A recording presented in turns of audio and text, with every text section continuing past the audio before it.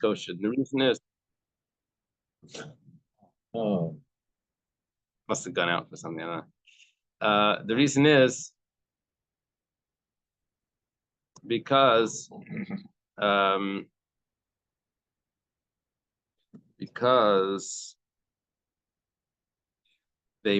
what happened was the government was so strict on them that they had to pay the tax. If they didn't plow their lands, they were actually allowed to work their fields because they needed to pay, and if their life was in danger, this was something that was allowed. So then they said that that it became permissible. People at a gathering is permissible, but they still can't do business. But they were allowed to work the field. Taisvis asks, how are they allowed to work the field? It's Issa Daraisa. It says, no, it's not. It's Issa Darabanan, because it's Shemitah Bisman Azeh. Or maybe it's Pikuach Nefesh. Two answers. It sounded like we're charging like the delivery of the fruits, like the wealthy people were paying the public to go get the fruits for them. Is that allowed? No, it wasn't just the delivery. It was they were going to collect it. So they were probably the fields were all the fields were all hefker. The poor would go in and collect from the fields, and the poor would get this money and they would bring it to this merchant that was selling it. So they would collect it because there was no wholesale. There was just these poor that were gathering. We call that traffickers. Traffickers. I mean, what is it? Poachers. Okay, listen to this. There's a story. Rab Chia bar Zarnuki, Rab Shimon ben Yitzadok, Abikaza Labashana Basya. They were going to Asya to make a leap year. Now there's a problem where you're going to Asya, you're supposed to do it in Israel. But anyway, that's a discussion. Maybe the government wasn't allowing them to make the leap year, but they were traveling to gather together to do this. Pagabu Reish Lakish, Itzval Badai. Reish Lakish meets up with them, says, let me join along. Amar, let me go see how they do this. Chazilu Gavra the Kakarav. On the way, they see that a person is plowing his field. Amalei Kayan v'chayrish. He's a Kayan. The Gemara is going to explain later why he's calling him a Kayan. And he's plowing. Well, how is he doing that? Amalei, so they protected him. They said, I'm just a worker. If it's a non-Jewish property, and a non-Jewish property allowed to work. He's pruning his vineyard. He's a Kayan and he's pruning. We'll see why he's Kayan. He's the twigs that he's taking off is to make the basket for the olive press. That's he's allowed to do in Shemitah. Because they're defending the people that are doing work on Shemitah.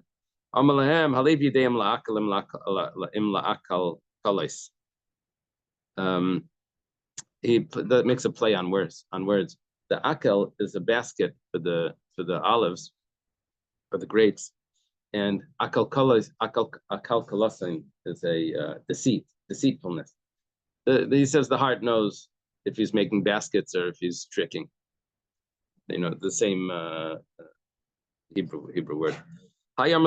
Which story happened first? If it was the first one that he said that they protected him by saying that he was just a worker in a non-Jewish field. Why didn't they say the second at the same time? That's a better answer. Rather, what happened was originally they said he's doing it for the basket, and then he responded to them that's maybe he really knows what he's doing. And then afterwards they switched it to say the defense. They came up with a better defense that it was a non-Jewish field and he was just a worker. Maishna Kayan. Why were they saying a Kayan? Why do you say he's a Kayan? Because Kayanim were suspected of Shemitah. Why? The Tanan, because we have a Mishnah, or the Tanya, the Brisa. So Truma Shnafel Me'asan Shel Shvius. Let's say Truma falls into to Shemitah food. So a regular person can't eat this because there's truma in it. If it's less than if it's meyasa tala, then it becomes batal, and then they can eat it. But pachas mikan, if it's less than 100, so it's like 1 in 99. So then it's yirkavu. You have to let it rot. No one can eat it. As Gemara says, what do you mean? We asked, am I yirkavu? Why do you have to let it rot? Why don't you sell it to a kayin? Kayin can eat it. That we wouldn't sell them foods on Shemitah because they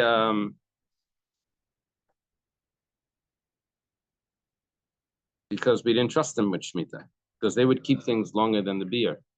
See if there's a note on that. There was a certain time when they had to take the Shemitah foods out of the house. Do you have a note on that? On why the Kayanim were suspected? What number?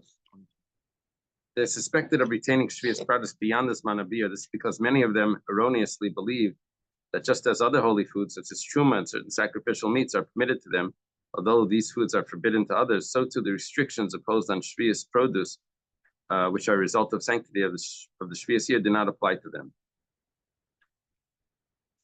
So, okay. Okay, so therefore we don't. The Kayanim were the ones that were suspected. So in the way, part of the claim that he has is he's a Kayan. He's working on Shemitah. That was part of it. Okay, Amro, the two sages that were there, Rav Chia bar Zarnuki and Rav Shimon ben Yetzadok, they said, "True the Hudain, this guy is bothersome. This Reish Lakish is bothering us." To say when they came to the place, they locked the door behind them, but they went to a second floor. They took away the ladder. It means they didn't let him in. So Reish Lakish goes to Rabbi Yochanan. Amalei says, people that are suspected of working on Shemitah, are they kosher to be judges for the leap year? Now, these people weren't suspected of, but he's accusing them of this because they were defending the people that were. So, Adar Amar, he says, midi. He says it's not a problem. We said that you can use three.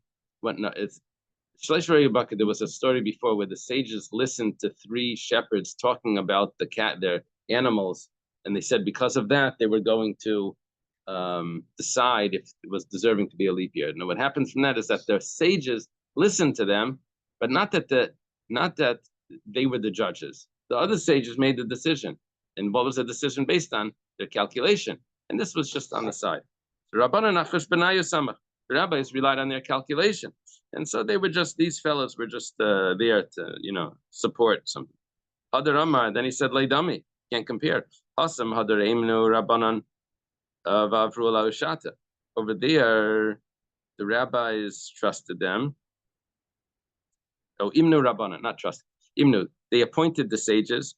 And they made a year, but the Shleisha Raya Bakar, those shepherds that we're talking, were not part of the group of deciders. Hacha Kesher Sharma, but Kesher Sharma in a minion over here, it's a group of wicked people, and then they don't count. The whole group doesn't count. Rabbi Yochanan says, Da'aka, that's a good point. This is a problem. This is a problem that you're calling them wicked. Was Rabbi Yochanan upset with him for calling them wicked? Or was he saying that it's correct that he's calling them wicked? What's the problem? That he called it to them or that they are?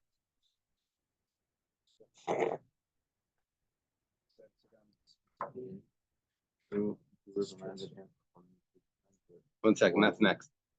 That's the next thing. When they came to Rabbi Yochanan, they said to him, he called us wicked. He called us shepherds, and you didn't say anything. And if he called you not shepherds of cattle, but shepherds of sheep, what would I say? That's also a problem.